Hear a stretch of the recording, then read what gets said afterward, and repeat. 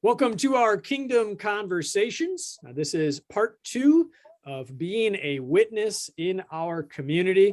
We're thinking again today about the Cope Bank at St. Luke. And we've been talking to Joy DeBoer, who helps lead the Cope Bank action team. And then also Catherine Prout, a staff member at St. Luke, ministry manager, who kind of is a connector and liaison with that Cope Bank team. To the community and the rest of the congregation. Last time we were thinking about the history of the Cope Bank and how it works. Today, what we're going to be thinking about and talking about is how is this a way that we're going? How is the Cope Bank a part of the mission of the church to be gospel witnesses?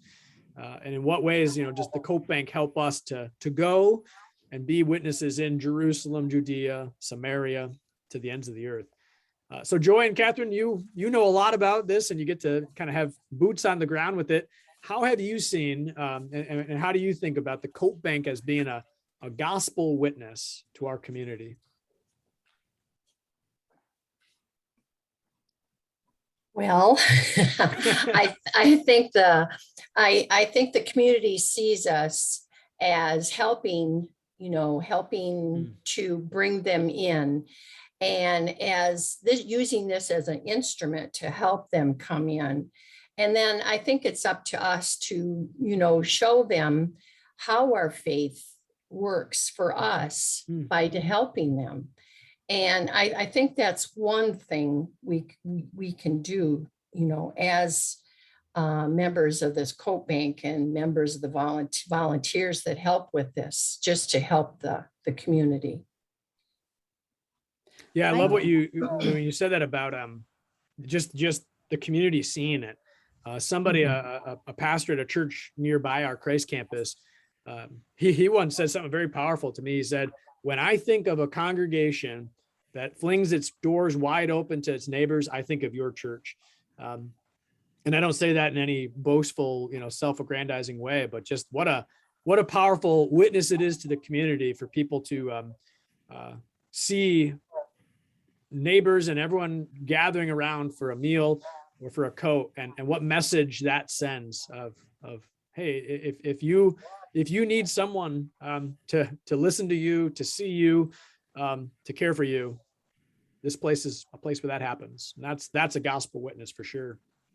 Catherine, I was going to say that I think that the physicality of people even just walking into the building, some people probably may have not even been in a church. And I think some people are afraid, because I think they may be afraid that there's going to be something required of them to be able to get a code, or they're going to be forced to do something that they may not be comfortable doing. And I think that just opening the doors, as you mentioned, and allowing people just to walk in and to sit and to be there while they're waiting for their coat, just that interaction that they have with, if a pastor happens to be in the room with them, I think that it's good for both the pastor or the volunteer and the recipient of what they're going to receive. Even that socialization inside the church building itself, I think is a way of sharing even just the gospel, because you're in the same space.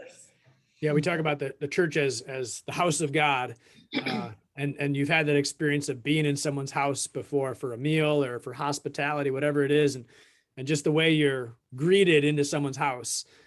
That's an intimate thing. That's a disarming thing in a way, but a powerful thing.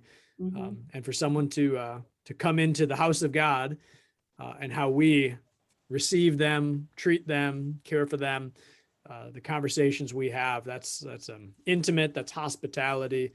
And I think there's great power in that.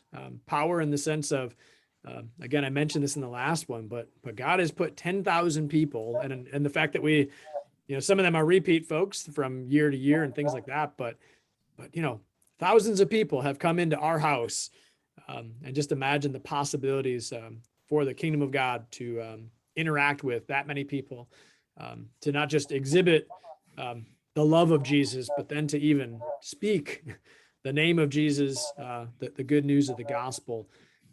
And just, I'm always struck by the opportunity. If someone says, "Why do you do this?" To be able to share, let me tell you about my Jesus, and the grace and love that he's shown to me. And that's what compels us to do all that we do. Now, thinking about Coat Bank, I would imagine there might be a handful of people that have never helped before. And they've heard about it. Maybe they've donated a coat, but they've never helped with the distribution of things, which certainly we need the donations, but getting them in the hands of people is as important. And I think personally, it's a more powerful experience and opportunity. So if someone's part of this and they're saying, what's the next step? How do I sign up? And if I do sign up, what am I signing up for doing a Coat Bank distribution? What would you tell them? Well, we have several things that we do, several steps when we get all the coats together. We have a big area where we sort. First, we have to go through and sort, and we do it in sizes and men, women, children's. And then we have to go through and weed out some of the coats that aren't quite good enough for us to give out. And so that's one big thing we usually do in the beginning, sort. And then after we've sorted, gone through, made sure they're clean and usable to distribute, we go through and we tag them. And that's also according to size, men, women. And we have areas in the White House next to Christ where we keep, that's our prepping station, I should say. And that's where we keep, all our inventory. And so each room has a different, size or men or women. We have it down to a system now where we kind of sort through and have it all. So that's a big area where we have to go through and sort and tag and get them ready to put out. Then after that, we then have to take them over to the church, and we have racks where we have to put on, our inventory every time we have a day that we're distributing. So that's another thing that we're going to do. And then the day of the giveaway, when we do have our coat bank is open, we need volunteers to staff it. And usually we have the volunteers come in and help us, start out, prep the room, get it set up. And then we'll have volunteers. What we usually like to do is have enough volunteers. Usually we need about 8 to 10 a day. We have enough volunteers so that we can take one of our clients and help them personally find a coat. So that's kind of what we do the day of. And then afterwards, of course, tearing down and getting things put back in order again. And so then the next time we have to go back and restock, and it's a continuous thing that we do. So it does take quite a few volunteers, on our part. So what I'm hearing is there's kind of something for everybody. You can have a behind the scenes kind of moving stuff and organizing things. There can be setup and tear down, but then there can also be not physically demanding things, but there's the conversation with people, checking people in, just a little bit for anybody who wants to be involved. And I've actually been able to bring my my children on different occasions, and it's kind of fun. They get to interact with the children who are coming there to find their own codes. Yes, the children are a big asset for us. Yeah, because they really get into it. They love this idea of helping, and children are like that right away. If they want to help, they're very good at it. Yep. And so we've had several families come to volunteer, and that's always a big plus for the coat bank. Yeah, it's neat when a family gets to do that together. Yeah. Mm-hmm. Absolutely. And then Catherine, as far as if I were to want to sign up for this, what are my next steps for that? We now have an online sign up under the events tab, I believe, on our website, as well as there's a paper sign up at both sanctuaries in the information center. And if you have a question, any of the staff can ask, answer some of your questions, if there's more details that you need to know. Awesome. Yeah, it sounds like there's many ways people can raise their hand to be part of this.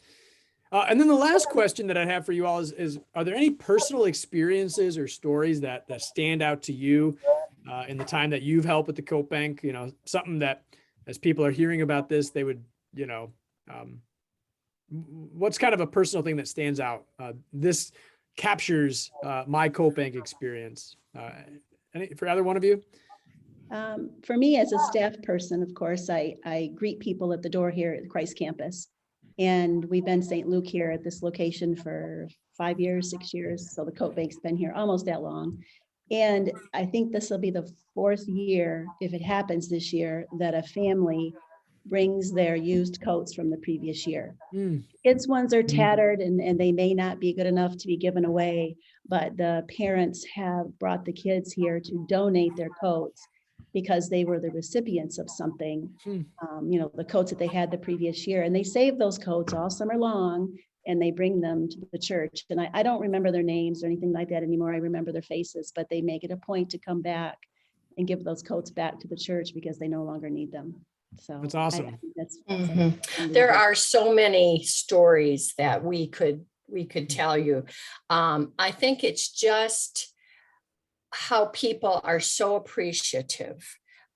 We've had so many people cry and oh, they're just so happy to be getting this new coat, and it just fills you with joy, I think, to, you know, to see this and to know that you are making a difference, you know, in this community. And I think that's what most of us find when we're working at the Coat Bank. Yeah, no, a coach, one of those things where it's a necessary thing for health and survival and well-being, but it's also one of those things, you know, you get one that you like and it fits you well and you feel like $1,000,000. And I always love when people walk away having something utilitarian that they want and need, but also they're like, man, I look good. And that's kind of a cool experience to help people walk away with, you know, again, something that's needed, but also something that just fills them with a little bit of, you know, a little bounce in their step kind of thing. And we see that across all ages and all you know, men and the women and especially the children. We see that all across the board. I had one time I was helping 3 younger guys. They were teenagers and trying to help them find something. And I picked one out and I was like, hey, here's a good one. You know, I like this. And all 3 of them were like, no, that's oh yeah. And I was humbled. I was like, oh man, I guess I'm not as cool as I thought I was, but yeah. So anyway, no, it's fun. Well, anyway, thanks for being part of this conversation. And again, I referenced this in the first session, these and go goals. You know, our goal as a congregation, 2022 gospel witnesses in the year. And number 4 on that is, you know, serve at the community kitchen, Coat Bank, or some other St. Luke ministry for the first time. And that's kind of why we're doing this, to help people connect those dots and go. So thanks, Catherine and Joy, for being part of this. And thanks to everyone who is part of this kingdom conversation.